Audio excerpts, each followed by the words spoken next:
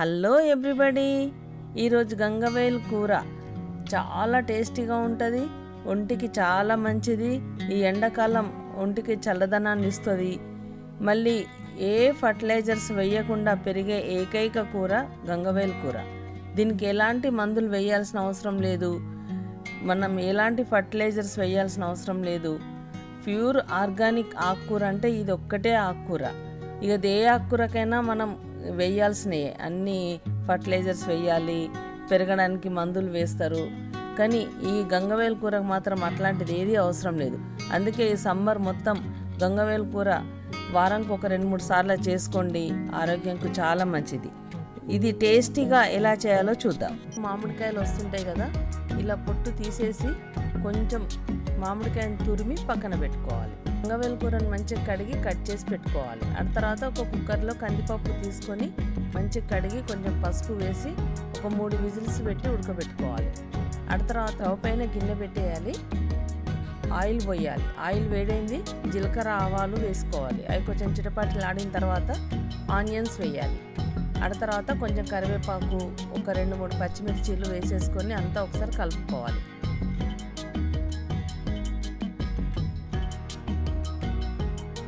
ఆ తర్వాత కొంచెం పసుపు వేసి అంతా ఒకసారి కలపాలి.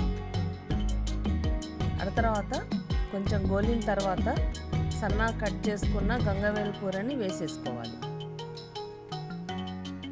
ఇది కొంచెం గోలాలి. ఆ తర్వాత ఒక 2 టేబుల్ స్పూన్ల కస్తూరి మేతి వేసుకోవాలి. ఇదంతా కలిపి ఒక 2-3 నిమిషాలు ఆయిల్లో మంచిగా ఉడకాలి. ఇప్పుడు చూడండి, మంచిగా గోలింది. ఇప్పుడు మనం ఉడకబెట్టి పెట్టుకున్న కందిపప్పును వేసేసుకోవాలి. ఇంకొన్ని వాటర్ కూడా పోసుకోవాలి. ఆ తర్వాత అంతా ఒకసారి కలుపుకోవాలి.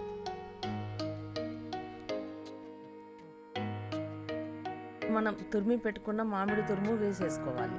మనకు పులుపు ఎంత కావాలనుకుంటే అంత వేసుకోవాలి.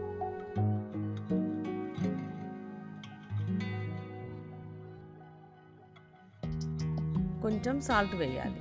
సాల్ట్ మనకు సరిపోయేంత వేసుకోవాలి. అంతా ఒకసారి కలుపుకోవాలి. ఇప్పుడు కరివేపాకు ఇట్లా కాడతో వేస్తేనే దాని ఫ్లేవర్ ఎందుకో నాకు బాగా అనిపిస్తుంది.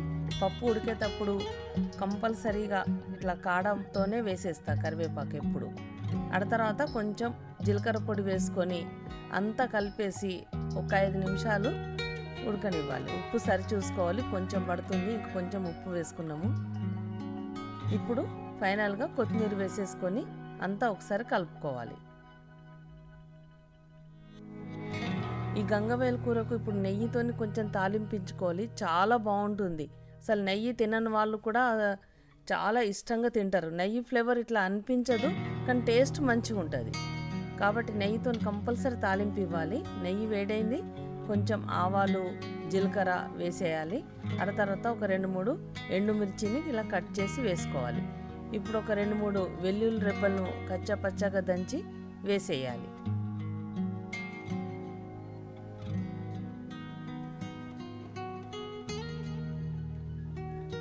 ఆ తర్వాత కొంచెం కరివేపాకు వేసుకొని అంతా ఒకసారి కలుపుకోవాలి. ఈ వెల్లుల్లి రెబ్బలను బాగా మాడనివ్వద్దు. ఏ నెయ్యిలో కొంచెం కారం వేయాలి. కారం వేస్తే కారంతో కొంచెం టేస్ట్ కూడా బాగుంటుంది, కలర్ కూడా బాగా వస్తుంది. కంపల్సరీ ఇలా ఓనీల్నే వేయాలి. వేసేసి అంతా ఒకసారి కలుపుకోవాలి. అంతే. ఇలా ఒకసారి చేసి చూడండి, ఎంత కమ్మటి గంగవేల్ కూర పప్పు రెడీ అవుతుందో. చాలా బాగుంటుంది.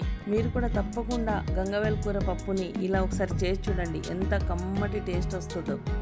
తప్పకుండా చేయండి, తినండి, ఎంజాయ్ చేయండి. ఈ వీడియో నచ్చితే లైక్ చేయండి, షేర్ చేయండి, సబ్స్క్రైబ్ చేయడం మాత్రం మర్చిపోకండి. Thank you.